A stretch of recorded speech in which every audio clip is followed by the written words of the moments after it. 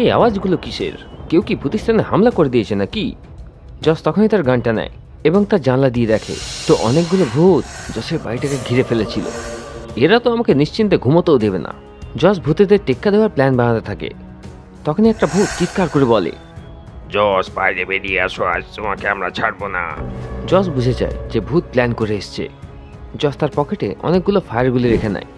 যদি আমি দরজা দিয়ে বাইরে যাই তাহলে এই ভূতেরা আমাকে মেরে ফেলবে।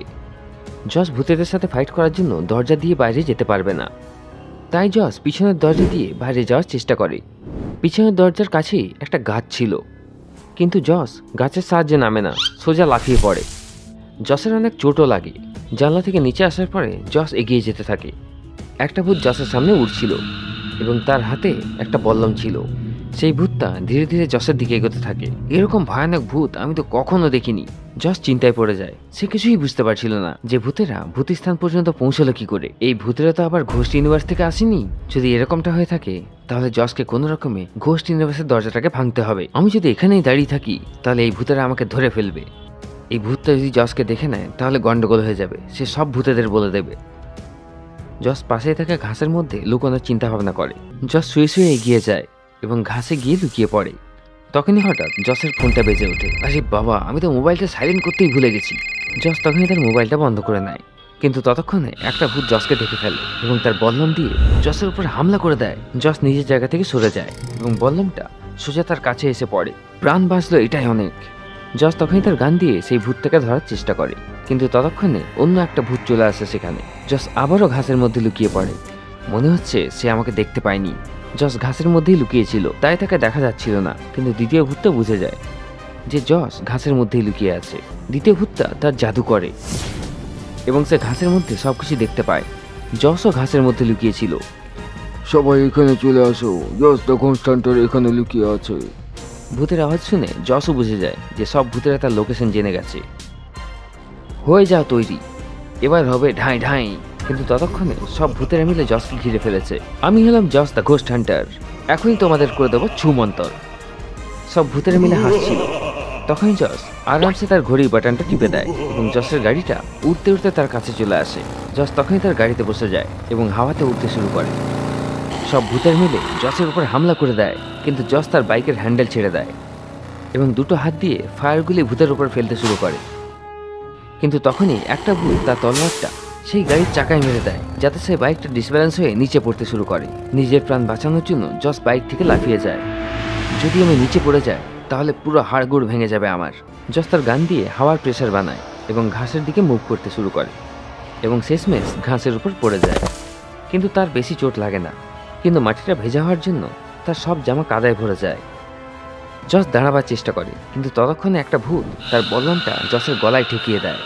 তুমি যদি এদিক ওদিক করো তাহলে তোমার গলাটাই উড়িয়ে দেব। কিন্তু জস সেই ভূতটাকে একটা জোরে কিক মারে। সেই ভূতটা হাওয়াতে উঠতে উঠতে দূরে গিয়ে পড়ে। আমাকে ওড়াতে এসেছিল, নিজেই দূরে গিয়ে পড়ল। তখনই আকাশে বিদ্যুৎ চমকাতে শুরু করে এবং ভূতিস্থানের উপরের ঘোস্ট ইউনিভার্সের দরজাটা বন্ধ হতে শুরু করে। অর্থাৎ আমার অনুমানটাই সঠিক ছিল, এই সব ভূতগুলো ঘোস্ট ইউনিভার্স থেকে এসেছে। জসকে কোনো রকমে ওই দরজাটার ভেতরে যেতে হতো, কারণ সেখানে ভূতেরা এখনও বাচ্চাদের কিডন্যাপ করে রেখেছে। জস তখনই তার ঘড়ি দিয়ে তার বাইকটাকে অ্যাক্টিভেট করে এবং জসের বাইকটা হাওয়াতে উঠতে উঠতে জসের কাছে চলে আসে। কিন্তু তখনই একটা ভূত পিছন থেকে এসে জসের মাথায় ডান্ডা মেরে দেয় এবং জস অজ্ঞান হয়ে যায়। জসের অজ্ঞান হওয়া মাত্রই সেই ভূতটা জসের বাইকটা চালাতে শুরু করে। আরে, এটা তো খুব ভালো বাইক, এটাকে তো আমি ঘোস্ট ইউনিভার্সে নিয়ে যাব। এবং সেই ভূতটা বাইকটাকে নিয়ে ঘোস্ট ইউনিভার্সের দরজার দিকে এগোতে থাকে। 5 মিনিট পরে ঘোস্ট ইউনিভার্সের দরজাটা বন্ধ হয়ে যাবে। এক এক করে সব ভূতেরা ঘোস্ট ইউনিভার্সের দরজার দিকে এগোতে থাকে। তখন একটা সাধুর ছায়া সেখানে চলে আসে। সে ভূতেদের তার জাদু দিয়ে দূরে সরিয়ে দেয় এবং জসের বাইকটা তার পাশে এসে পড়ে। অন্য ভূতেরা জসের উপর অ্যাটাক করতে যাচ্ছিল। তখনই সেই ছায়াটা ভূতের উপর জাদু করে দেয় এবং সব ভূতগুলো দূরে উড়ে যায়। তারপর সেই ছায়াটা জসকে জ্ঞান ফেরায়। জস দেখে যে ঘোস্ট ইউনিভার্সের দরজাটা বন্ধ হচ্ছে। জস তখনই তার বাইকটা নেয় এবং দরজার দিকে এগোতে থাকে। একটা ভূত তার বল্লম নিয়ে জসের দিকে মারে। জস তার বাইকটাকে বাঁকিয়ে নেয় এবং সেই বল্লমটা তার পাশ দিয়ে পেরিয়ে যায়। আজ আমাকে ভেতরে যেতে কেউ আটকাতে পারবে না। 3-4টে ভূত বাদে সব ভূতেরা দরজার মধ্যে প্রবেশ করে গেছিল এবং ঘোস্ট ইউনিভার্সের দরজাটা অর্ধেকের চেয়ে বেশি বন্ধ হয়ে গেছিল। তখন একটা বড় ভূত জসের পাটা ধরে টানতে থাকে চলো আমাদের সাথে ঘোস্ট ইউনিভার্সে, সেখানে আমরা তোমাকে কেটে ফেলবো। জস একটা হাতে গান নিয়ে সেই ভূতটাকে ধরার চেষ্টা করে, কিন্তু জসের গানে এতটা পাওয়ার ছিল না যে সে ঘোস্ট ইউনিভার্সের ভূতেদের ধরতে পারে। আমার গানটাকে ধরতে পারছে না, আমার অনেক রাগ হচ্ছে। জস ঘোস্ট ইউনিভার্সের দরজার একদম কাছে পৌঁছে যায়। তখন সেই ছায়াটা একটা জাদু করে এবং জসকে ভূতিস্থানের দিকে টেনে নেয়। না, আমাকে ঘোস্ট ইউনিভার্সে যেতে হবে, ওই বাচ্চাগুলোকে বাঁচাতে হবে। জস, তুমি এখন ঘোস্ট ইউনিভার্সের ভূতেদের সাথে লড়তে পারবে না। তোমাকে তোমার পাওয়ারগুলোকে জাগৃত করতে হবে এবং রজনীকে খুঁজে বার করতে হবে। সেখান থেকেই তুমি আগের রাস্তা পাবে। তারপরের দিন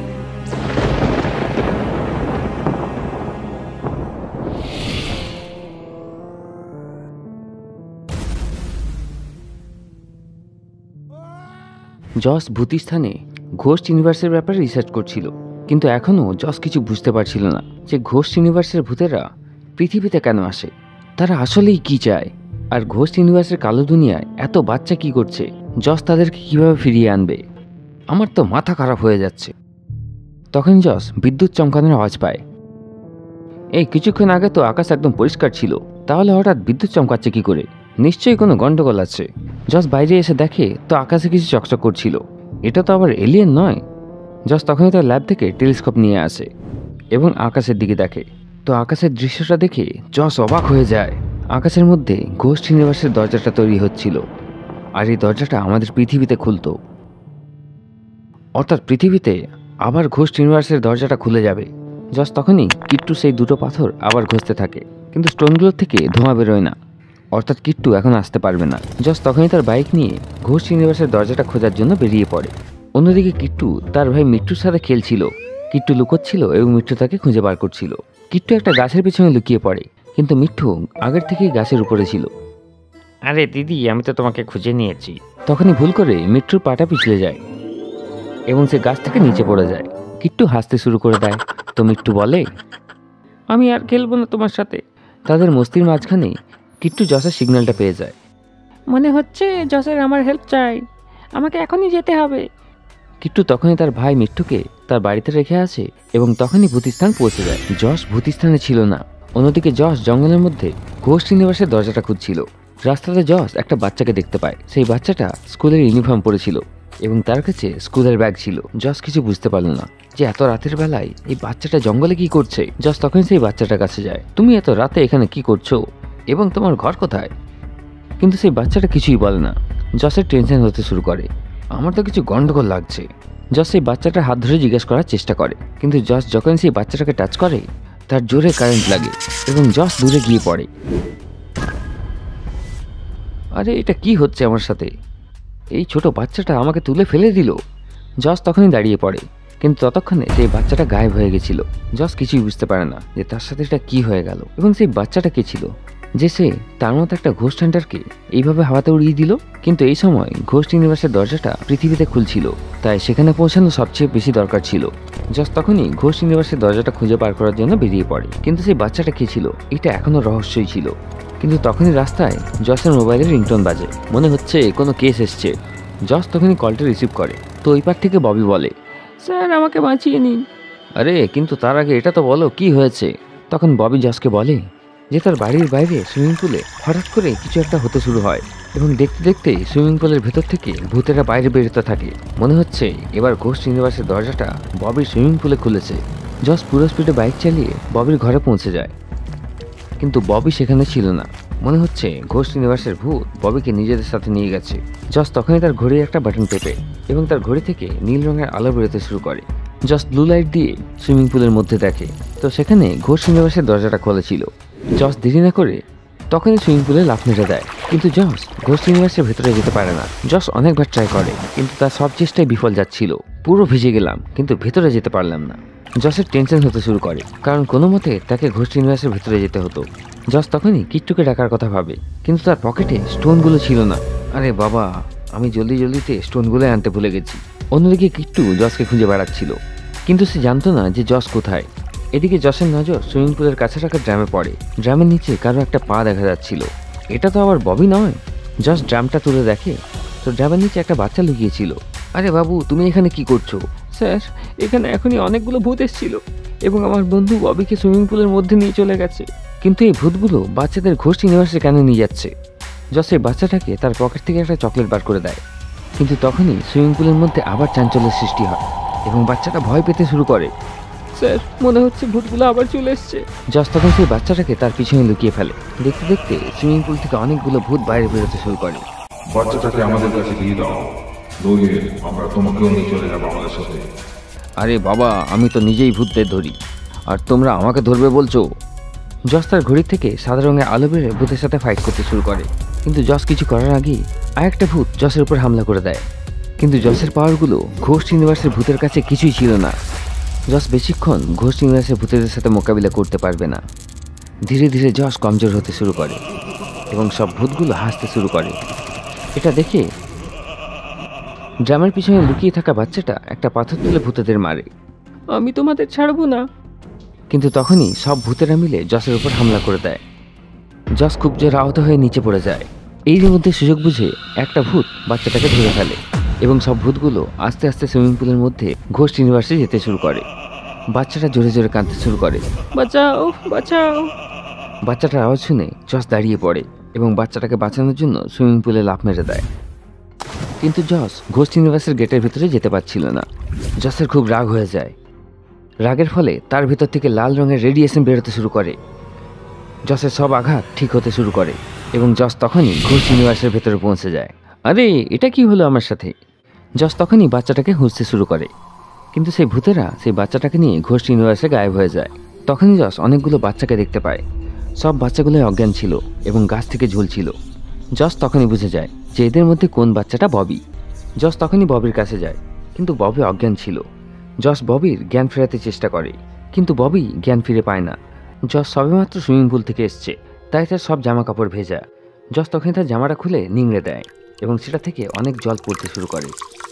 জস ববির মুখে সেই জলটা ফেলে, তো ববি জ্ঞান ফিরে পায়। আমি কোথায়? ববি, আমরা ঘোস্ট ইউনিভার্সে।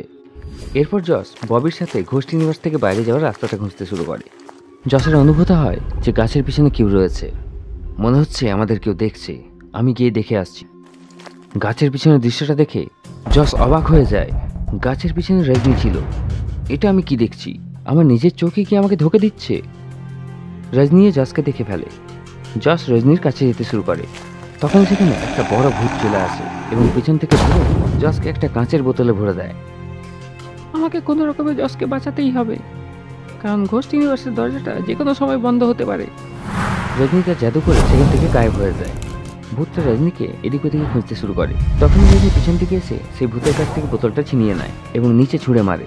বোতলটা নিচে পড়ে ভেঙে যায় এবং জস বাইরে বেরিয়ে আসে। আরে বাবা, এই বোতলের ভেতরে কি গরম ছিল! তারপর রজনী জসের হাত ধরে জসকে তখনই ঘোস্ট ইউনিভার্সের বাইরে যেতে বলে, কিন্তু সেই ভূতটা পিছন থেকে জসকে ধরে একটা জোরে ঘুষি মারে। জস দূরে গিয়ে পড়ে। জস অনেক আহত হয়ে যায়। এটা দেখে রজনীর খুব রাগ হয়। তার চোখগুলো লাল হয়ে যায় এবং রজনীর ভিতরে সুপার পাওয়ার অ্যাক্টিভেট হয়ে যায়। রজনী হাওয়াতে উড়ে সেই ভূতটাকে জোরে একটা ঘুষি মারে এবং সেই ভূতটা ছাই হয়ে গায়েব হয়ে যায়। রজনী তো তার সুপার পাওয়ারকে খুঁজে ফেলেছে। এই সুপার পাওয়ারের সাহায্যে এই ঘোস্ট ইউনিভার্সের ভূতেদের সাথে লড়া যেতে পারে। তারপর জস রজনীর কাছে যেতে শুরু করে, কিন্তু রজনী জসের থেকে দূরে পালায়। রজনী, তোমার কি হয়েছে? তো রজনী জসকে বলে যে এখনও সে পাওয়ারগুলোকে কন্ট্রোল করতে পারছে না এবং সে বলে যে ভূতেরা পৃথিবীটাকে ক্যাপচার করতে চায়, তাই সেই ভূতেরা ক্লোন বানিয়ে পৃথিবীতে পাঠাচ্ছে এবং পৃথিবীর বাচ্চাগুলোকে এখানে কিডন্যাপ করে রাখছে। জস, তোমাকে এসব আটকাতে হবে। তারপর রজনী জসকে তখনই ঘোস্ট ইউনিভার্সের বাইরে যেতে বলে। রজনী জস এবং ববিকে সেখান থেকে নিয়ে যেতে শুরু করে, কিন্তু তখনই আবার মাটি কাঁপতে শুরু করে। মনে হচ্ছে ঘোস্ট ইউনিভার্সের দরজাটা বন্ধ হবে। আমাদের এখনই এখান থেকে বেরোতে হবে। রজনী জস এবং ববিকে নিয়ে ঘোস্ট ইউনিভার্সের দরজা পর্যন্ত পৌঁছে যায়, কিন্তু রজনী তার পাওয়ারগুলোকে কন্ট্রোল করতে পারছিল না। তাই সুইমিং পুলের সব আশেপাশের জিনিসপত্র ভেঙে যায়। রজনীর পাওয়ার দেখে ববি একদম ভয় পেয়ে যায় এবং সুইমিং পুল থেকে দূরে পালাতে শুরু করে। রজনী তখনই জসকে সুইমিং পুলের কাছে ছেড়ে আবার ঘোস্ট ইউনিভার্সে ঢুকে যায়। জস রজনীকে আটকাবার চেষ্টা করে। দাঁড়াও রজনী! কিন্তু ততক্ষণে ঘোস্ট ইউনিভার্সের দরজাটা বন্ধ হয়ে যায়। জস চিন্তায় পড়ে যায় যে রজনী ঘোস্ট ইউনিভার্সে পৌঁছালো কি করে এবং ভূতের ক্লোন পৃথিবীতে কি করবে এবং জস তার পাওয়ারগুলো কিভাবে খুঁজে পাবে, দেখবো আমরা পরের সপ্তাহে।